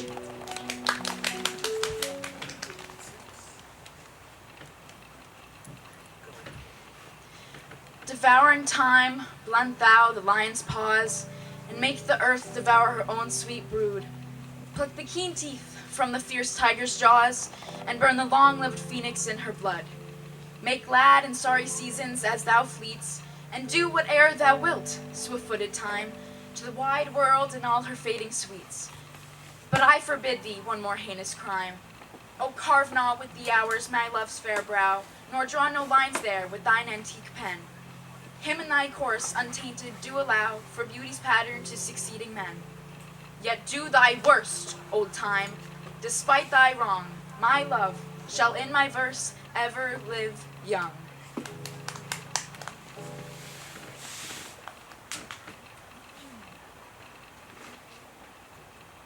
Not marble, nor the gilded monuments of princes shall outlive this powerful rhyme. But you shall shine more bright in these contents than unswept stone besmeared with sluttish time. When wasteful war shall statues overturn, and broils root out the work of masonry, not Mars' sword nor war's quick fire shall burn the living record of your memory. Gainst death and all oblivious enmity you shall pace forth, and your praise will find room even in the eyes of all posterity that wear this world down to its ending doom. So till the judgment that yourself arise, you shall live in this and dwell in lovers' eyes.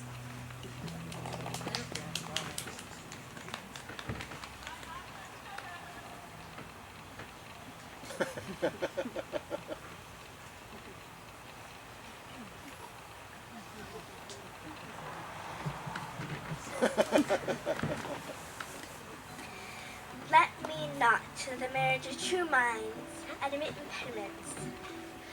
Love is not love which alters when an alteration finds, or bends with a remover to remove. Oh no, it is the prefixing mark that licks on tempests and the summer shake. It is the star to every wandering birk, whose worth's unknown, although his height be taken. Love's not time's full, the rosy lips and cheeks within his bending sickles compass come. Love alters not with his brief hours and weeks, but bears it out even to the edge of doom. If this be error and upon me proved, I never read, nor no man ever loved.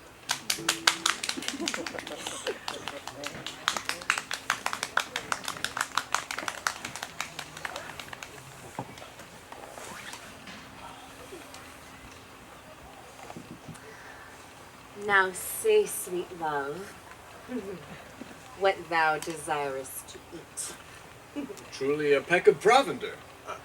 I could munch a good dry oats.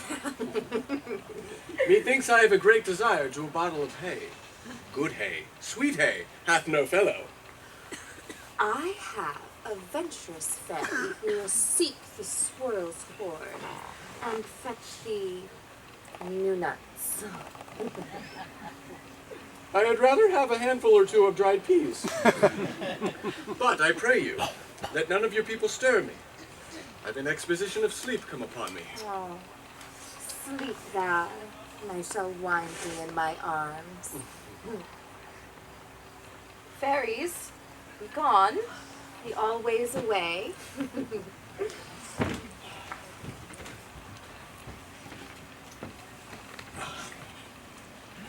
So doth the woodbine, the sweet honeysuckle gently entwist, the female ivy enrings the barky fingers of the elm. Oh, how I love thee, how I dote on thee.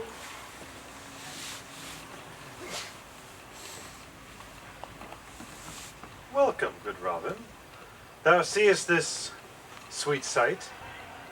Her dotage now I do begin to pity, for meeting her of late behind the woods, seeking sweet favors for this hateful fool, I did upbraid her and fall out with her, for she his hairy temples then had rounded with coronet of fresh and fragrant flowers, and that same dew, which sometimes on the buds is wont to swell like round and orient pearls, stood now within the pretty flowerets' eyes like tears which did their own disgrace bewail. When I had, at my pleasure, taunted her, and she, in mild terms, begged my patience, I then did ask of her her changeling child, which straight she gave me, and her fairy sent to bear him to my bower in fairyland. And now I have the boy. I will undo this hateful imperfection of her eyes, and... Robin, take this transformed scalp from off the head of this Athenian swain, so that he may, awaking when the others do, back again to Athens all repair, and think no more of this night's accidents than as the sweet vexations of a dream. But first, I will release the fairy queen. as thou was wont to be, see as thou was wont to see. Dian's bud o'er Cupid's flower hath such force and blessed power. Now, my Titania, my sweet queen, awake you. My Oberon, what visions have I seen? You thought I was enamored of an ass? There lies your love. Oh, how came these things to pass? Oh, how I do loathe his visage now. Silence a while. Puck, take off his head. Now when thou wakest, with thine own fool's eyes peep. Come, my queen, take hands with me, and rock the ground whereon these sleepers be. Now thou and I are new in amity, and tomorrow midnight shall dance solemnly in Duke Theseus's house triumphantly, and bless it to all fair prosperity. There shall the pairs of faithful lovers be wedded with Theseus, all in jollity. Fairy king, attend and mark. I do hear the morning lark. Then, my queen, in silence sad, trip we after night's shade, for we the globe can compass soon, swifter than the wandering moon. Come, my lord, and in our flight, tell me how it came this night that I sleeping here was found, with these mortals on the ground.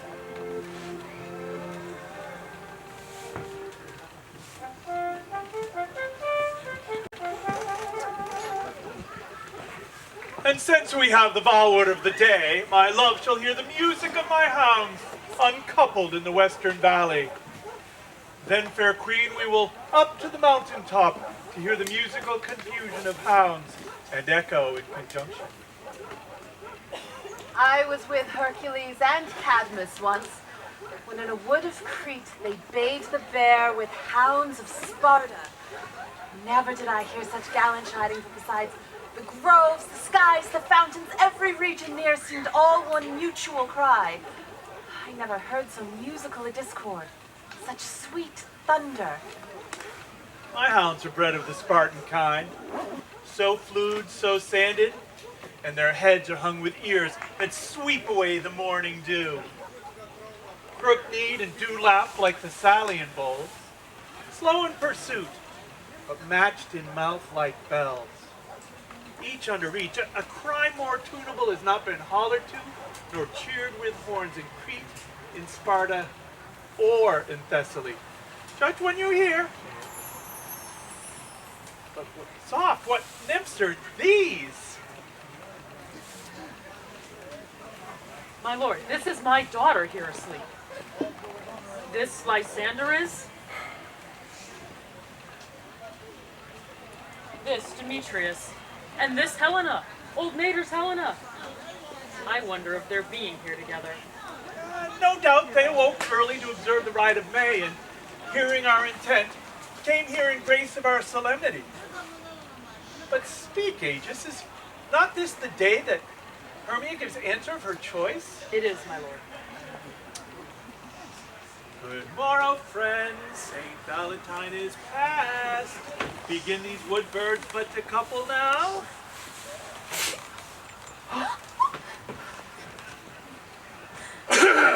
Oh, pardon, my lord. I pray you all stand up. I know you two are rival enemies. How came this gentle concord to the world, where hatred is so far from jealousy to sleep by hate and fear no enmity? I shall reply, my lord, most amazedly. Half sleeping, half waking, yet I cannot say how we came to be here. But methinks, and so I say, I came with Hermia hither. Our intent was to be gone from Athens, where we may be without the peril of Athenian law. Enough, enough! My lord, you have enough. I beg the law upon his head. They would have stolen away, they would, Demetrius, thereby to have defeated you and me. You of your wife, and me of my consent that she should be your wife. My lord, fair Helen told me of their stealth, of this their purpose hither to this wood, and I in fury hither following them. Fair Helen is fancy following me. But, my lord, I wot not by what power, but by some power it is, that my love to Hermia, melted as a snow, seems to me as a remembrance of an idol god that in my childhood I did dote upon. And all the faith, the virtue of my heart, the object and pleasure of mine eye, is only Helena. To her, my lord, was I betrothed ere I saw Hermia. Young lovers, we are fortunately met. And more of this discourse we will hear anon. Aegis, I will overbear your will. But my lord... For in the temple, by and by, with us, these two couples shall eternally be knit. And since the morning now is something spent, our proposed plan of hunting shall be set aside, and away we will to Athens 3 and 3 to hold a feast in great solemnity. Hippolyta?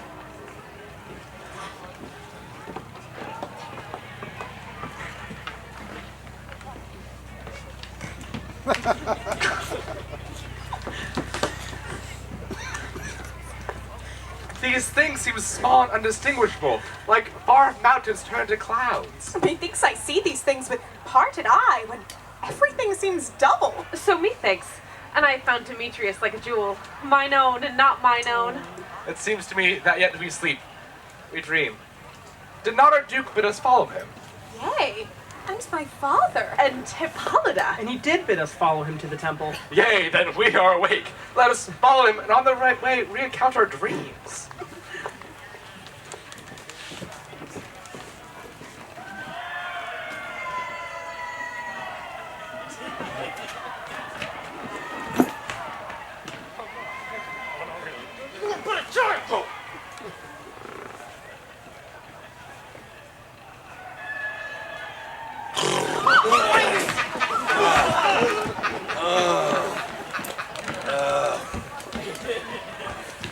When my cue comes, call me and I will answer. My next is most fair Pyramus. Hi-ho! Petra Quince? Flute the bellows mender? Snout the tinker? Starveling? God's my life! Stolen hence and left me asleep. I've had a most rare vision. I've had a dream past the wit of man to say what dream it was. Man is but an ass if he go out to expound this dream. Methought I was... There is no man can tell what. Methought I was and methought I had.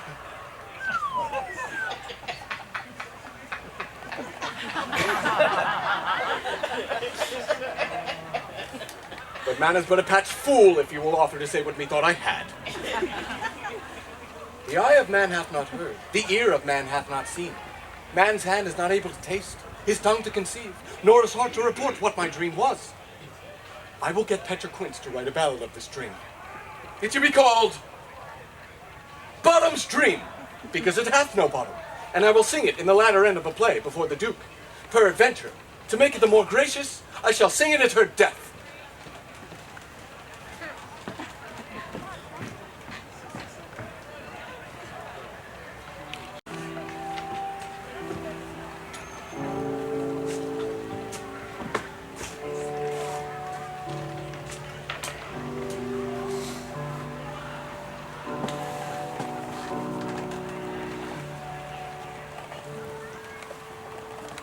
Have you sent to Bottom's house? Is he come home yet? He cannot be heard of. Out of doubt he is transported. If he come not forth, then the play is marred. It goes not forward, doth it? Nay, there is not a man in all of Athens able to discharge Pyramus, but he. No, he hath simply the best wit of any handicraftman in Athens. And a very good man, and a very paramour for a sweet voice. You must say paragon. A paramour is, God bless us, a thing of naught.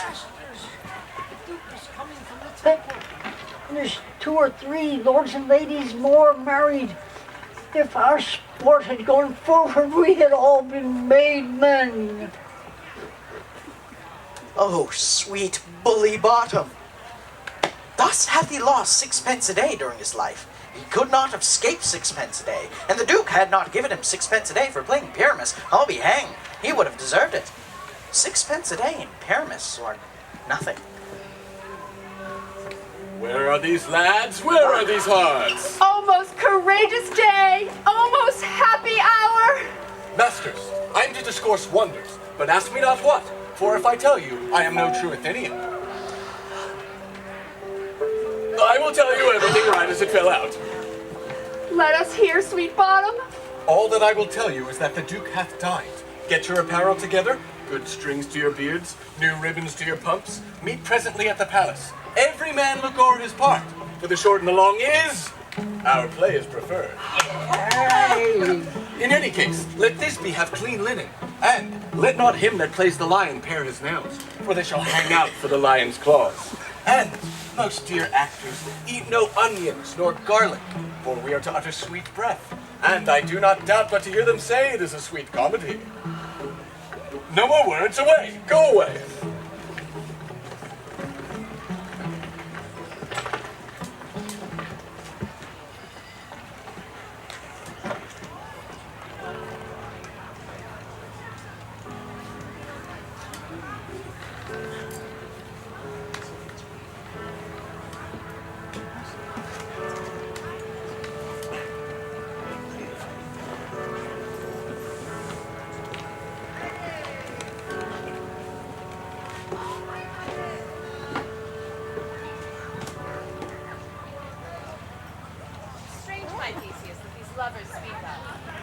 More strange than true.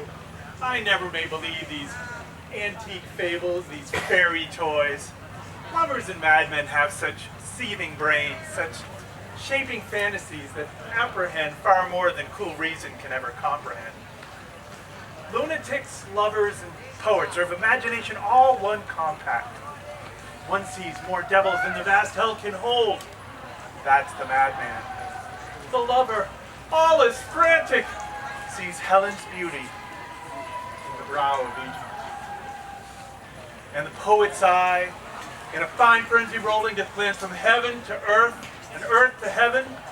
And as his imagination bodies forth the form of things unknown, the poet's pen gives them shape, and airy nothings are given local habitations and names. These tricks have strong imagination. And if one can but apprehend some joy, one can comprehend the bringer of that joy. Or, in the night, imagining some fear, how easy is a bush supposed to bear? But all the story of the night told over, and all their minds transfigured so together, more witnesseth than fancy's images, and grows to something of great constancy, but howsoever strange, admirable. Here come the young lovers, full of joy and mirth. Joy, gentle friends, joy and fresh days of love to accompany your hearts. More than to us to wait in your royal wait, your walks, your boards, your beds. Here now, what masks, what dances? How can we wear away the long age of 3 hours between after dinner and bedtime? Where's our usual manager of mirth? Surely there is some play to pass the anguish of a tortured hour. Call Philostrate! Here, great Theseus. Say, what abridgments have we for this evening? What masks? What music? How will we beguile the lazy hour if not with some delight? There is a brief how many sports are right. Make choice of which your highness will see first. The battle with the centaurs, to be sung by an Athenian eunuch to the harp? Well, none of that. That I've already shared with my love in honor of my kinsman Hercules. The riot of the tipsy bacchanals tearing the Thracian singer in their rage? Oh, that's an old device. Last played when I came from Thebes a conqueror. The thrice three muses mourning for the death of learning late deceased in beggary. That's a satire, keen and critical, not suitable for a nuptial ceremony. The tedious brief scene of young Pyramus and his love Thisbe. Very tragical mirth. Merry and tragical? Tedious and brief? That is hot ice and wondrous strange snow. How do we find the concord of this discord? A play there is, my lord, some 10 words long, which is as brief as I have known a play, but at 10 words it is too long, which makes it tedious. For in all the play there is not one word apt, one player fitted. And tragical, my noble lord, it is. For Pyramus therein doth kill himself, which when I saw rehearsed, I must admit, made mine eyes water, but more merry tears the passion of loud laughter never shed. What are they that do play it? Hard-handed men that work in Athens here, which never labored in their minds till now, and now have toiled their unbreathed memories with this play against your nuptial. And we will hear No, my noble lord, it is not for you. I have seen it over, and it is nothing, nothing in the world. Unless you can find sport in their intents, extremely stretched and conned with cruel pain to do you service. I will hear this play, for nothing can go amiss with simpleness and duty do render it. Go bring them in, and find your places, ladies. I love not to see wretchedness o'ercharged and duty in his service perishing. My sweet, you'll see no such thing. She says they can do nothing in this kind. The kind are we to give them thanks for nothing. Our sport is to take what they mistake. What poor duty cannot do, noble respect can take in might, not merit. Where I have gone, great clerks have composed premeditated welcomes. And I've seen them shake and grow pale, place periods in the midst of sentences, throttle practiced accents out of fear, and then in conclusion break off dumbly and not bid me welcome. Trust me, my sweet, out of this silence yet I'd take a welcome. For love, therefore, and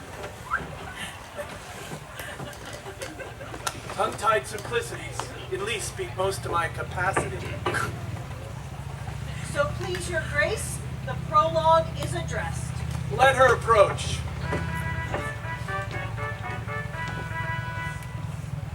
If we offend, it is with our goodwill, that you should think we come not to offend, but with goodwill, to show our simple skill. That is the true beginning of our end. Consider then, we come but in despite. We do not come as minding to content you. Our true intent is all for your delight. We are not here that you should here repent you. The actors are at hand, and by their show, you shall know all that they are like to know. This woman does not stand on points. Yes, she has read her prologue like a rough colt. A good moral, my lord, is not enough to speak, but to speak true. Indeed, she hath played on this prologue like a child on a recorder, a sound but not in government. Her speech is like a tangled chain, intact but all disordered. Who's next? Oh.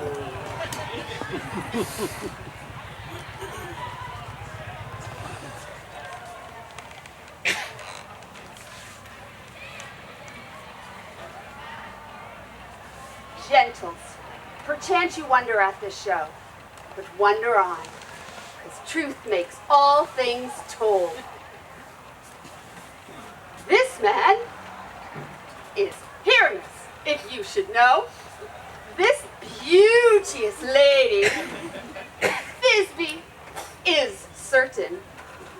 This man, with lime, rough cast, doth present wall, that vile wall, which did these lovers sunder, and through wall's cheek, poor souls, they are content to whisper, after which let no man wonder. This woman, with lanthorn, dog, and bush of thorns, doth present moonshine. For if you will know, by moonshine did this lovers think, no scorn, to meet at Ninus' tomb, there to woo. This grisly beast, which by name Lion Height, the trusty Thisbe, coming first by night, did scare away, or rather did affright, and as she fled, her mantle she did fall, and lion vile with bloody mouth did stain. Anon comes Pyramus, sweet youth and tall, and finds his trusty Thisbe's mantle slain, whereat with blade, with bloody blameful blade, he bravely broached his boiling bloody breast, and Thisbe, tarrying in mulberry shade, his dagger drew and died. For all the rest, let lion, wall, moonshine, and lovers twain at large discourse, while here we do remain. I wonder if the lion be to speak. No wonder, my lord. One lion may when many asses do. In this same interlude it doth befall that I, one snout by name, present a wall. And such a wall as I'd have you think had in it a crannied hole or chink, through which the lovers, Pyramus and Thisbe, did whisper, often very secretly. This loam, this rough cast, and this stone doth show that I am that same wall. The truth is so, and this the cranny is, right and sinister, through which the frightful lovers are to whisper. Would you seek more lime and hair to speak better? It is the wittiest partition I ever heard discourse, my lord. Pyramus approaches the wall. Silence! O grim-looked night! O night with hue so black! O night which ever art when day is not! O night! O night! Alack, alack, alack! I fear my Thisbe's promise is forgot. And thou, O wall! O sweet, O lovely wall! That stands between her father's ground and mine. The wall! O wall! O sweet, O lovely wall! Show me thy chink, to blink through with mine eye. Thanks, courteous wall. Jove shield thee well for this. But what's the eye? No Thisbe do I see? O wicked wall, through whom I see no bliss! Cursed be thy stones for thus deceiving me! Methinks the wall, being sensible, should curse again. No, in truth, sir, he should not. Deceiving me is Thisbe's cue. She is to enter now, and despite her cruelty, you shall see it will fall pat as I told you. Yonder she comes. Oh, wall, how often hast I heard thou, how often hast thou heard my moans for haunting my fair Paris and me, and often have I kissed thy stones with lime and hair knit up in thee. I see a voice. Now will I to the chink to spy, and I can hear my Thisbe's face. Thisbe! My love, thou art my love, I think. Think what thou wilt. I am thy lover's grace, and, like Lymander, am I trusty still. And I, like Helen, to the fates me kill. Not Shefless to Procrus was so true. As Procrus to Shefless, I to you. Oh, kiss me through the hole of this vile wall. I kiss the wall's hole, not you at all.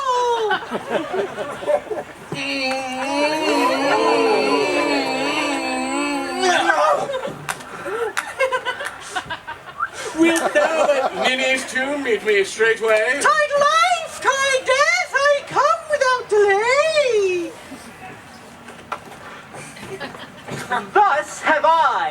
wall, my part discharged so. And being done, thus wall away doth go.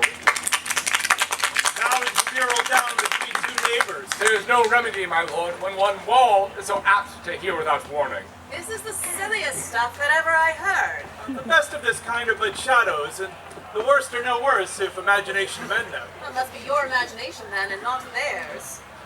If we imagine them no worse than they imagine themselves, they may pass for excellent men. But here are two noble beasts, a moon and a lion. You ladies, you whose gentle hearts doth fear the smallest monstrous mouse that crawls on floor, may now perchance both quake and tremble here, when lion rough in wildest rage doth roar. Then know that I, one snug joiner, am a lion fell, not no else lion's dam. For if I should come as lion in strife into this place, 'twere pity on my life. A gentle beast and a good conscience. The very best of the beast, my lord, that e'er I saw. This lion is very fox for his valor. And a goose for his discretion. Not so, my lord, for the fox carries the goose, and his valor cannot carry his discretion. Well, his discretion cannot carry his valor, for the goose cannot carry the fox. But all is well, we'll trust to his discretion. Let us listen to the moon. This lanthorn doth the horned moon present. She should have worn the horns on her head. She's not in crescent. The horns are invisible within the circumference. This lanthorn doth the horned moon present. Myself, the woman, in the moon do seem to be. Oh, this is the worst error of them all. The woman should be in the lantern. How else can it be the woman in the moon? She dares not go there, for you see, the candle is already in snuff. I am aweary of this moon. What she would change. It appears by the small light of her discretion that she is in the wane. But yet, in courtesy, we must stay the time. Proceed, moon. All I have to say is to tell you that the lantern is the moon, I the woman in the moon, this thorn bush my thorn bush, and this dog my dog. Why, all these should be in the lantern, for all these are in the moon. But silence, here comes Thisbe. This is old Ninny's tomb. Wherefore art thou here, miss?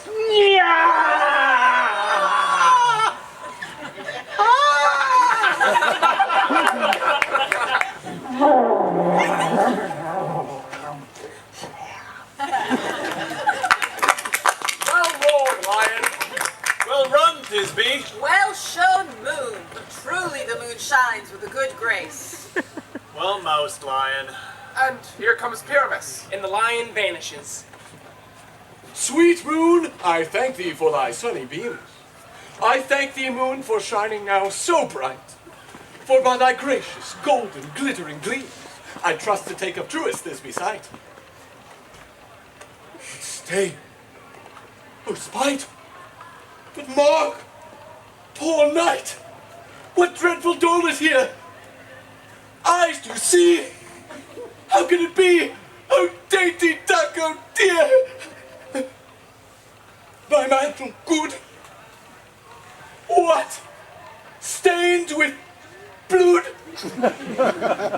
Approach ye furies fell, O fates, come, come, cut, thread, and thrum, quail, crush, conclude, and quell. Such passion in the death of a dear friend would be near to make a man look sad. Beshrew my heart, but I pity the man.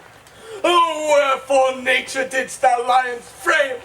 Since lion vile hath here deflowered, my dear, which is, no, which was the fairest dame, that lived, that loved, that liked, that looked with cheer. Come, tears confound, out sword and wound, the pap of Pyramus, I the left pap, where heart doth hop.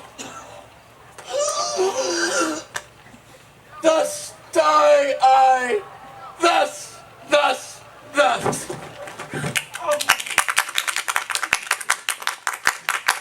Now I am dead. Now I am fled.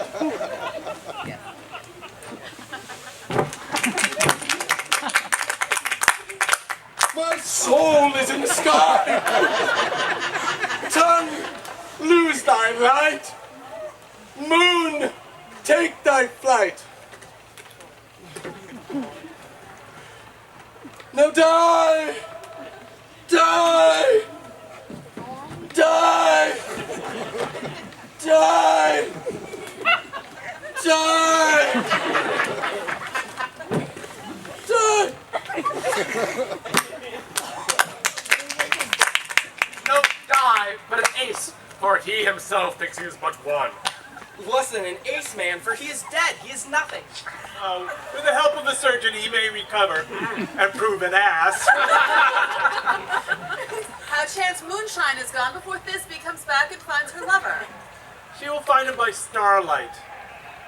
Here she comes, and her passion will end the play. Methinks she should not use a longhorn for such a Pyramus. I hope she will be brief. Moat will turn the balance, which Pyramus, which Thisbe is a better. She's already spotted him with those sweet eyes. And she moans. Little assent. Asleep, my love? What? Dead? My dove? Oh, Pyramus! Oh, Pyramus, arise! Speak, quite speak, quite dumb, dead, a tongue must cover thy sweet eyes. These lily lips, the cherry nose, these yellow cowslip cheeks are gone. Lovers make known his eyes were green as leeks. Oh, sisters three, come to me with hands as pale as milk. Lay them in gore, since you have shore with shears his thread of silk. Tongue, not a word. Come, trusty sword. Come, blade, my breast in brew, and farewell, friends, as Thisbe ends. Adieu, adieu.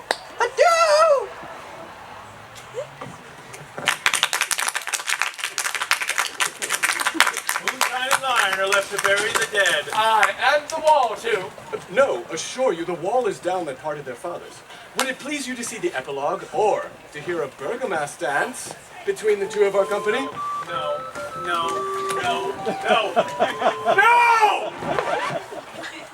No epilogue, please, I pray you. Your play needs no excuse, never an excuse. When all that players are dead, there need none to be blamed. And if he that writ the play had played Pyramus and hung himself on Thisbe's garter, it would have been a fine tragedy, and so it was. Truly and notably discharged, but leave your epilogue alone. The iron tongue of midnight doth tell 12. Lovers to bed, 'tis almost fairy time. I fear we shall outsleep the coming morn as we this night did overwatch. This gross palpable play hath beguiled the heavy gate of night. Lovers to bed.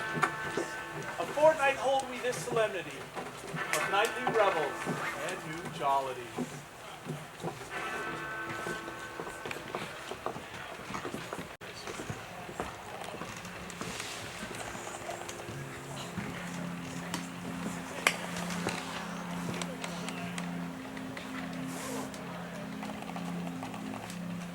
Now the hungry lion roars, and the wolf behowls the moon, whilst the heavy plowman snores, all with weary task foredone. Now the wasted brands do glow, while the scritch owl, scritching loud, puts the wretch that lies in woe in remembrance of a shroud. Now it is the time of night. At the graves, all gaping wide, everyone lets forth its sprite in the church paths now to glide. And we fairies that do run by the triple Hecate's team from the presence of the sun, following darkness like a dream, now are frolic. Not a mouse shall disturb this hallowed house. I am sent with broom before to sweep the dust behind the door.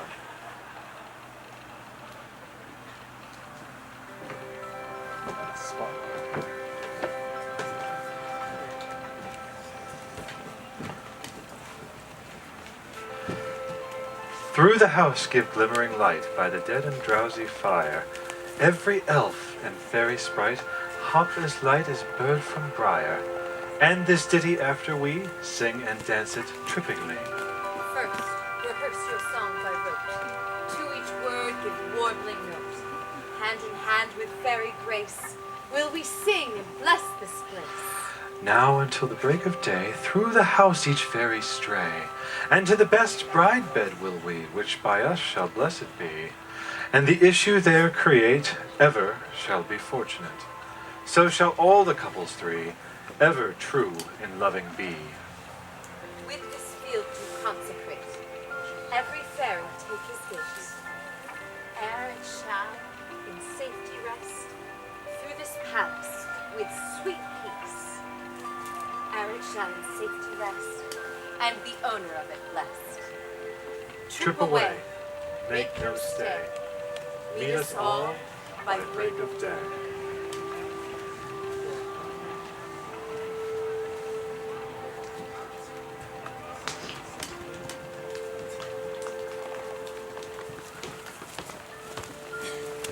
If we shadows have offended, think but this and all is mended, that you have but slumbered here, while these visions did appear.